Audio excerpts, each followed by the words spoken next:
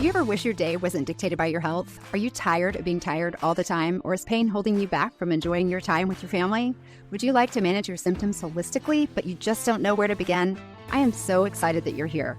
This podcast will help you understand how natural remedies work so you can relieve your symptoms and live a fuller life. My name is Penny. I'm an occupational therapist, past pharmaceutical rep, a mom, and a wife with a strong faith, and for 25 years, I battled through debilitating Crohn's disease. I took all the medicine and did all the surgeries that stole so much time with my family, but never truly healed me. I finally realized if I was going to survive this disease, I needed to open my stubborn eyes to alternative solutions. I researched how perfectly our bodies work with plants and a lifestyle that made my health less of a burden to my family and aligned so beautifully with my faith and my medical training. If you're ready to reclaim your life with holistic options that are easy to implement as a busy mom and provide relief that lasts, this is the podcast for you. Hello, Becoming Natural fans. Welcome to another week of Becoming Natural. I am Penny, your host, and this is episode 64, Fresh Milled Flour Benefits, Remarkable Reasons to Make Living Bread. I'm going to start off a little bit by saying something that might stir up some controversy, especially with my celiac or gluten-free friends. I am sensitive to this, having interviews with my sister with celiac, which is an autoimmune disease. And we interviewed a few episodes back about the difference between that celiac or the gluten sensitivity or a gluten allergy. However, a friend shared a podcast with me that blew my mind, something I had never thought about before. So I am here to share my own research from listening to that podcast and cover kind of the high points, knowing that we will surely dive deeper into the subject in the future.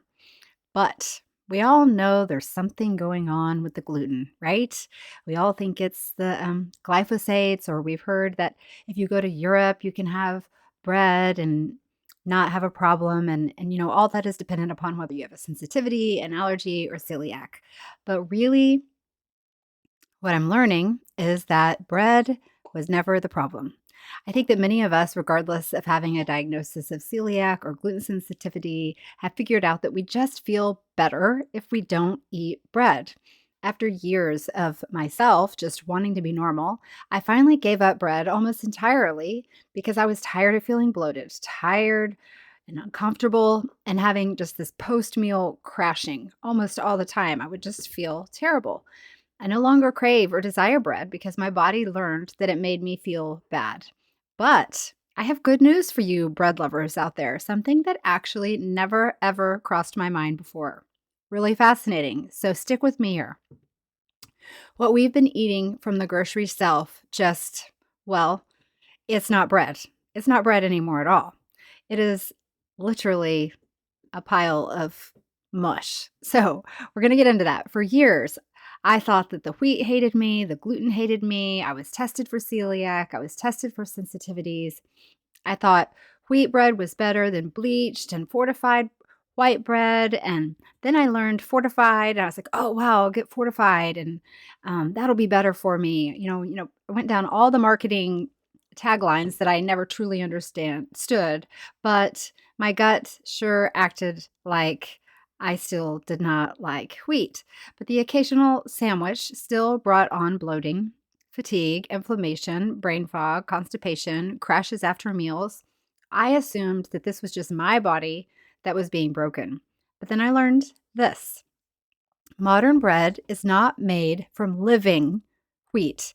It is made from an oxidized, shelf-stable powder. And God did not design wheat to be dead on arrival. Scripture tells us in Ezekiel 47:12, they will bear fruit every month and their leaves will be for healing. God created plants as living systems, dynamic, responsive, time-sensitive. We are the ones who decided food should last forever, chocked full of preservatives, thus reducing how many trips we take to the grocery store each week. That is myself included. I don't want to go to the grocery store every single day. So what actually is wheat? Let's zoom in a little bit on the single wheat berry because this tiny little thing is actually quite incredible. A whole wheat kernel has 3 distinct parts. The bran, this is the outer layer. It contains fiber, minerals like magnesium and zinc, and antioxidants, which are great for us. Then there's the germ. This is the life force of the grain. It contains vitamin E, B vitamins, healthy fats, enzymes, and antioxidants. Again, excuse me. It's the part that allows the wheat to sprout. Then there is the endosperm, mostly starch, some protein, energy storage. But here's the problem. Commercial flour removes the bran and the germ, the parts with the minerals and the life force. As I said, the best part. And why? Because the healthy fats in the germ go rancid, and food companies don't want flour that expires. So they stripped the very part that God designed to nourish, regenerate, and sustain our bodies. Then they grind what's left into a white powder and later spray these synthetic vitamins back on and say that they're fortified or they're enriched. That's not refinement, that's subtraction. And here's where that matters. When you see those words, fortified, enriched, on a label, that's your cue to pause and steer clear. I never knew that. So, because those words don't actually mean extra healthy, they mean we remove the good stuff and then we added back in fake stuff in order to compensate for all the good stuff that we removed. It's like removing a tree and stapling plastic leaves back to the stump and saying it's a real tree. So, what enriched and fortified really means, because I always thought that was good. This deserves its own moment because this is where many well-meaning people get misled, self included. Enriched flour does not mean better flour. It means the bran was removed, the germ was removed, the natural vitamins were destroyed, the enzymes completely lost, and the healthy fats were stripped out. And then, after all of that, synthetic versions of all of a few nutrients were sprayed back in, usually synthetic folic acid. We've talked about that before, right? Synthetic niacin, synthetic iron, not the full spectrum, not in natural ratios, not with enzymes, not bound to the fiber the way God designed it to be. So when you see enriched or fortified or added vitamins, you're not looking at anything with any kind of nourishment. You're looking at a complete mishmash of fake nutrients, good marketing, and poor biology. So what makes freshly milled wheat different? Freshly milled wheat is actually alive, and living things behave differently in the body. So let's talk about the components that remain intact when the wheat is freshly milled. Living enzymes. These help break down food and reduce digestive workload. They support nutrient absorption and gut-brain communication. We hear that one a lot, right? But enzymes are fragile and they're destroyed by heat, by oxygen, and by time. Once flour sits on a shelf for weeks or months, those enzymes completely gone. Vitamin E is also in freshly milled wheat. This fat-soluble antioxidant protects cell membranes, supports immune signaling, and helps regulate inflammation. It is almost completely removed from commercial flour. B vitamins, they're naturally occurring. These support nervous system regulation, energy metabolism, and stress resilience. Store-bought bread adds synthetic versions of these back in and calls it enriched. But synthetic nutrients don't behave the same way in the body. The intact fiber matrix, it's fresh wheat that contains fiber still bound to the nutrients. This slows blood sugar spikes, feeds beneficial gut bacteria, and improves satiety. This is why fresh bread doesn't hit your body the same way. So how long does freshly milled flour actually last? Because this matters. Fresh flour is alive, and living foods are time sensitive. So your best window is within 24 to 72 hours. Refrigerated, 5 to 7 days max, and if you freeze it, several months with minimal nutrient loss. That's not a flaw, it's a signal. God did not design wheat to be milled and forgotten. He designed it to be daily bread. Have you heard that before?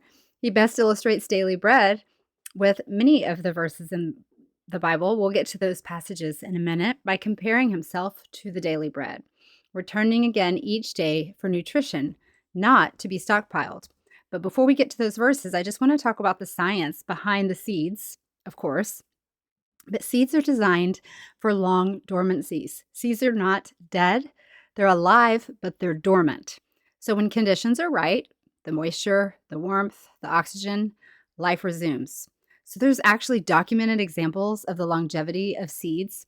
The date palm seed, there was a Judean date palm seed recovered from Masada, which was over 2,000 years old, successfully germinated, and that is the tree that grows called Methuselah. Excuse me. Lotus seeds. Some lotus seeds have been dated over 1,000 years old, and they've still germinated. Same thing with wheat and grain seeds. While wheat has a shorter viable germination window than lotus, properly stored wheat berries can remain viable for decades, often 30 to 50 years or more, and they will still sprout.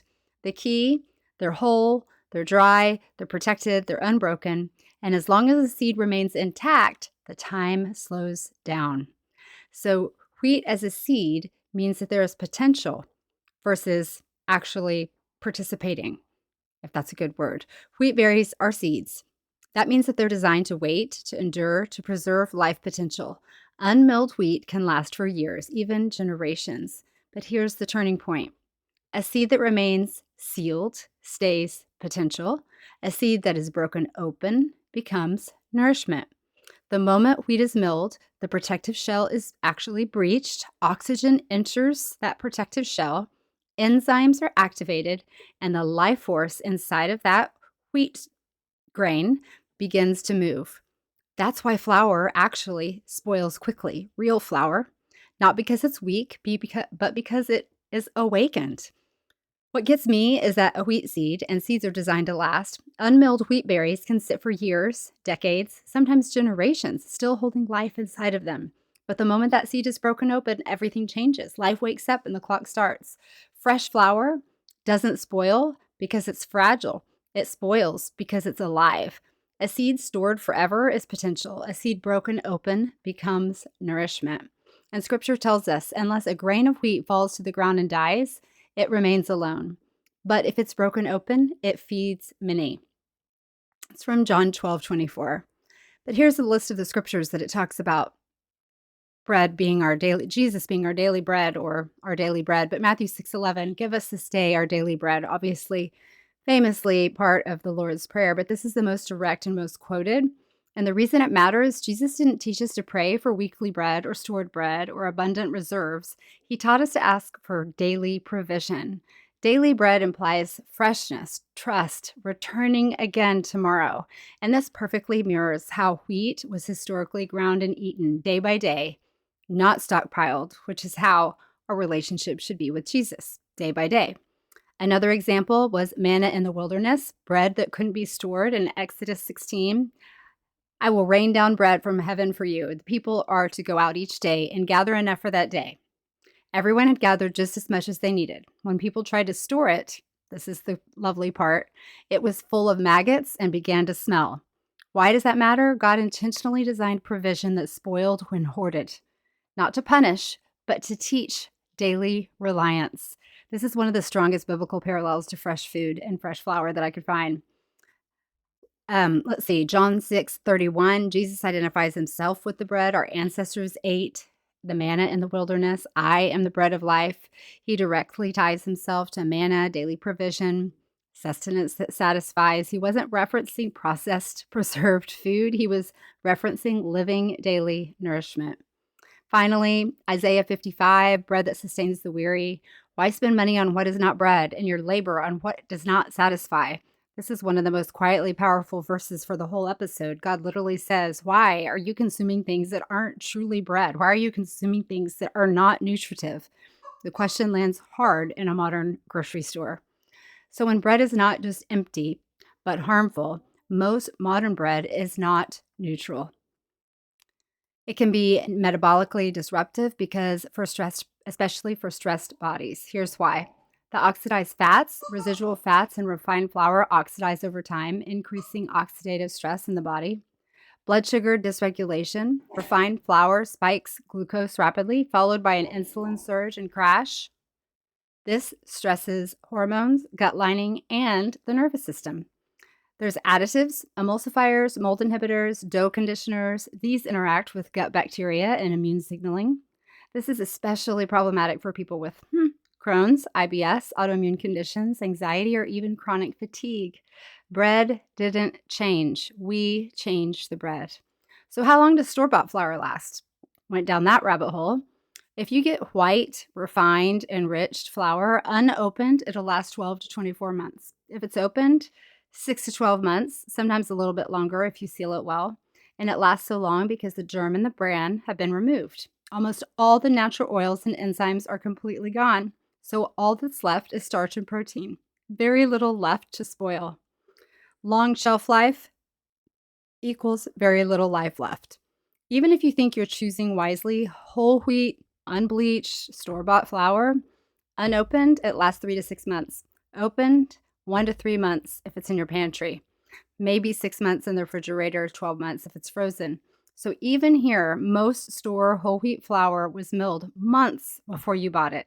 It has already lost a significant portion of its enzymes and its antioxidants by the time it gets to you, and it's still labeled enriched or fortified. Cue the steer clear.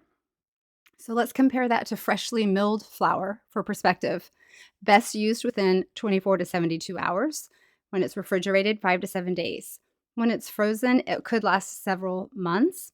That short window isn't a weakness. It's proof that the food is actually still alive. If flour can sit on a shelf for 2 years without changing, it's not nourishing the body the way God designed grain to nourish us. Daily bread was never meant to be immortal. It was meant to be fresh, dependable, and returned to again tomorrow, and then tomorrow, and then tomorrow. So give us this day our daily bread, Matthew 6:11 says. Shelf life tells a story, and once you see it, you can't unsee it.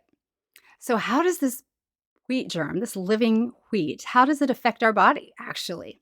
Number one, there's lots of anecdotal stories that I've read and found, but one big one is constipation and digestion. Across traditional food and homesteading communities, you hear repeatedly, once we switch to fresh milled wheat, digestion normalized. This includes chronic constipation, even in people who were eating healthy beforehand. And yes, this still includes even using wheat in cookies and muffins and pancakes. Why does this make sense? Fresh wheat contains that intact, insoluble fiber. Soluble fiber that feeds gut bacteria, living enzymes, and it still has those natural germ oils that gently lubricate your stool passage. White flour contains none of those. People aren't healed by cookies. They're finally eating wheat that behaves like food, wheat that's full of nutrients. Another crazy benefit there are many stories about is warts. If you have a wart issue, let's talk about freshly milled wheat. There are many anecdotal stories about warts improving alongside the nutrient-dense diets that include fresh wheat. It's crazy, but it's true. Warts are actually caused by a virus, HPV, and they resolve through immune recognition and clearance. So if improvement occurs, it's likely due to the fact that you have improved zinc intake, vitamin E status, reduced inflammatory burden, and improved immune signaling. The wheat didn't necessarily cure the warts. The body did the work. The nutrition simply removed the obstacles that were in the way. So why do people notice so many changes? So one thing I want to be really clear about is that freshly milled wheat doesn't usually show up as one dramatic change. It shows up as a lot of small, quiet improvements across the body. People often notice more stable energy, fewer crashes, less feeling hangry, and feeling full longer after meals. That makes sense because intact wheat has fiber bound to starch, so blood sugar rises more slowly instead of spiking and then crashing. Digestively, beyond constipation, many people report less bloating, less gas, and better tolerance of wheat overall. Fresh flour still contains those living enzymes and fermentable fibers that support gut bacteria and reduce the digestive workload, which so often that digestive workload is what bogs us down. And that's what makes us feel tired and sluggish and bleh after we eat. There's also a nervous system piece that doesn't get talked about enough. Fresh wheat naturally contains B vitamins and minerals like magnesium that support nerve signaling and stress regulation. People don't always say, oh, my nervous system feels better today. They say, I feel calmer or my anxiety feels more manageable. On the immune and inflammation side, freshly milled wheat doesn't really cure anything, but it does reduce that oxidative stress and provide nutrients like vitamin E and zinc and selenium when inflammation quiets. The immune system often functions more clearly. There's less noise out there for it to deal with. So some people notice changes in their skin, nails, or tissue health over time. And that's usually because vitamin E, zinc, and the B vitamins support our cellular turnover and repair. And skin is often the last place nutrients show up. Hormonal balance is another quiet one. Fresh wheat doesn't balance hormones directly, but stable blood sugar and better micronutrient intake reduces the metabolic stress on our body, which allows hormones to communicate more clearly, and it helps balance our hormones. And this one surprises people. Some who thought they were completely intolerant to wheat find that they tolerate fresh milled wheat much better than store-bought bread. That doesn't mean gluten wasn't an issue. It often means that inflammation was a really big part of their bigger picture going on. And finally, there's the emotional and mental side. Milling grain, baking intentionally, and slowing the process down changes our relationship with food, and that matters. Healing is not just biochemical, it's relational. Freshly milled wheat isn't about fixing one symptom. It's about restoring what modern processing has removed from our diet and letting the body respond the way it was designed to work. So fresh wheat does not cure the disease, but it provides the raw materials the body needs to repair itself. Healing here means cooperation. The body repairs when it's given time, safety, proper inputs. It's not a miracle language. It's just simply physiology. I always say that our bodies are created to heal if we give them the opportunity. So healing is written into our DNA. We know this. We heal an injury without trying, simply by removing piles of unnecessary, non-nutritive processed starchy powder from our diets and adding fresh, living wheat, mentioned specifically in the Bible as the bread of life. We have made one very simple change of removing something bad and adding something good. So what did Jesus mean when he said the bread of life? John 6:35, I am the bread of life. Whoever comes to me shall not hunger. His audience understood bread differently than you and I do. Bread was stone ground, it was whole, it was fresh, it was naturally fermented, and it was made daily. Bread spoiled. You had to return tomorrow. Jesus wasn't saying, consume me once. He was saying, I am daily provision, living nourishment, sustaining presence. The metaphor breaks when bread becomes immortal. So does the lesson. One of the things I just can't stop thinking about when I think about this is the seed, and that seeds were just meant for one season. In biblical times, grain was stored throughout droughts. They would store up grains whenever they knew there was a famine coming. Through years when nothing else could grow, it carried life forward when the land looked empty. Joseph stored grain and it sustained nations. Families survived because seeds endured. So when Jesus calls himself the bread of life, I don't think he's only talking about daily nourishment. I think he's also talking about provision that lasts, hope that endures, life that carries us through the barren seasons. Bread of life isn't just about feeling better today. It's about knowing that even in the drought, even in the waiting, even when nothing seems to be growing, life has already been stored. Seeds wait, bread nourishes, and God provides daily and forever. That's not just good health, that's hope. So as we close today, I want to come back to something Jesus taught us to pray, something so simple that I think we miss how profound it really is. Give us this day our daily bread. Matthew 6:11. Not weekly bread, not shelf-stable bread, not bread we hoard or rush or perfect, our daily bread.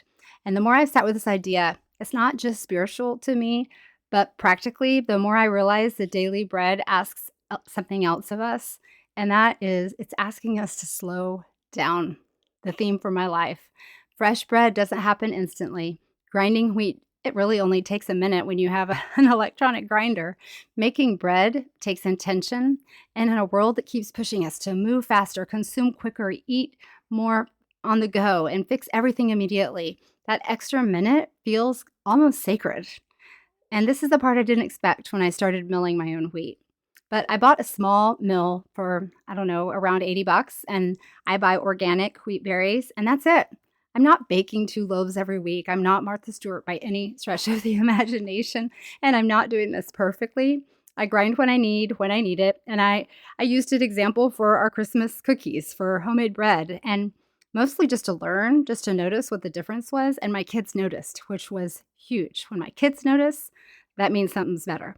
And what I noticed is that it feels like one of those invitations back to a place that we were never meant to abandon. As we're learning more and more about our food every day, I'm reading a reel or I'm hearing something about what's in our food and what we shouldn't be eating and all the things that are so overwhelming.